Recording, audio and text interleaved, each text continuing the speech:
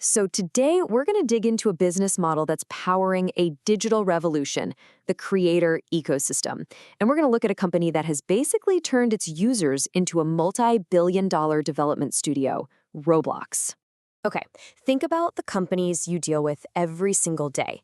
You buy their products, you use their services, right? It's a pretty standard relationship. But what if we just flipped that completely on its head? Yeah, what if the entire value, the entire experience, wasn't created by the company at all, but by the millions of people actually using it? Well, that is the wild idea at the heart of Roblox. See, they're not really a game company, they're more like a universe built by its users. And if you can get your head around this model, it means rethinking, well, everything about platform strategy. All right, so here's how we're going to break this down. We'll kick things off with what this creator-built universe even is. Then we'll follow the money in the Roblox economy, check out its growth engine, and dig into that crucial tension between the creators and the platform. We'll wrap up by looking at Roblox not just as a company, but as a kind of digital nation. Okay, so what really makes this model so different? It all comes down to a huge shift in what the platform's job even is. Most platforms we use are just connectors. Think about it. Uber connects drivers and riders. eBay connects buyers and sellers. Simple enough. Roblox, though, it's not just a connector. It's an enabler. It gives users the tools, the framework, and then it pretty much just steps back and lets them build the entire world. So that's what we mean by a creator ecosystem. It's this system where the company's job isn't to create the final product, but to build the environment where millions of other people can. The platform becomes the foundation, not the building itself. Okay, but for a system like this to actually work, you need a really powerful economic engine at its core. And for Roblox, that engine runs on a virtual currency called Robux. It's this four-step cycle that just keeps going. So first, players buy Robux with real money. Then, they spend that Robux inside games. For avatar stuff or special powers. The creators of those games, they earn a share of that Robux. And then, and this is the most important part, top creators can cash that Robux back out into real-world money. All the while, Roblox is taking its cut from every single one of those transactions. And this quote just nails it. Their business isn't gaming, it's running an economy. They're like a central bank, a government, and a marketplace all rolled into one. They're managing this massive, multi-billion-dollar digital economy. So, how does a system like this even grow? Well, it all comes down to this powerful, self-reinforcing loop. Let's take a look at how this growth engine actually works. See, it all starts with the creators. More creators, that means more games, more stuff to do, and more varied content attracts more players. A bigger player base means more money getting spent, and that chance to earn money, well, that pulls even more creators onto the platform. It's what's called a supply-driven network effect. The creators are the real engine here. But here's the thing, this amazing growth machine also creates this really powerful underlying tension. Who's actually creating all the value and who's taking home the biggest piece of the pie? So let's actually follow the money here. When something sells, the money splits three ways. The creator gets 30%, the person or game that sold it gets 40%, and Roblox, the platform, gets its 30%.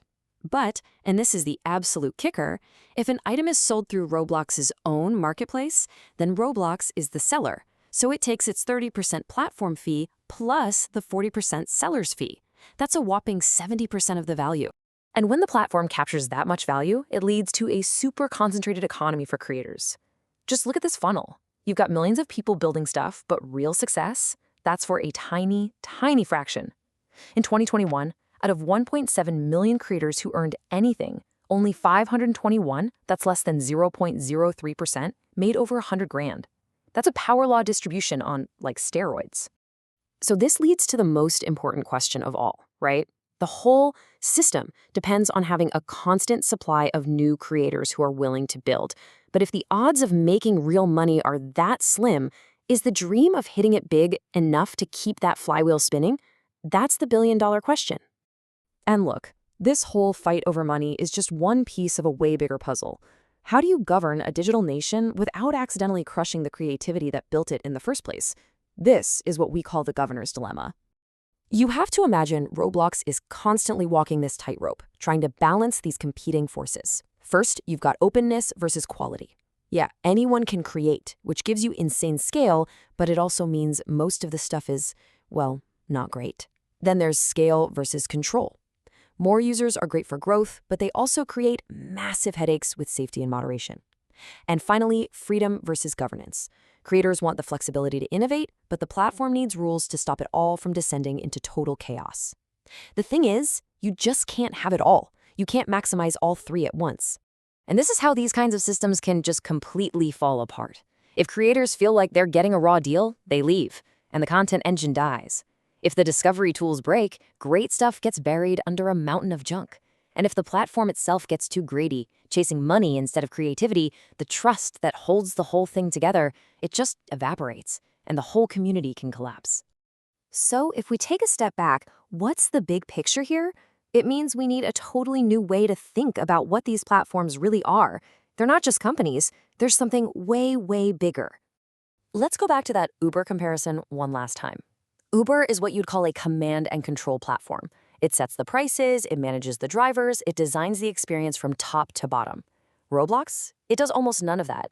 It basically outsources its most important functions, creativity, innovation, directly to its users. That's what makes it so insanely scalable, but also so much harder to control. Honestly, the best analogy for Roblox isn't a company, it's a digital nation-state. Roblox is the government. It sets the laws, it prints the money, it builds the roads and utilities. The creators, they're the businesses, building everything from shops to theme parks. And the users, they're the citizens, just living and playing and spending inside this digital nation. And this is the single biggest takeaway from all of this. In a creator ecosystem, users aren't just customers at the end of the line. They're the very beginning. They're not just consuming, they're the builders.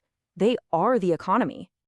So looking ahead, the whole game of strategy changes. It's not just about building the best product anymore. It's about building the best environment. The platforms that are going to win in the next decade, they'll be the ones that give their users the best possible reason to create.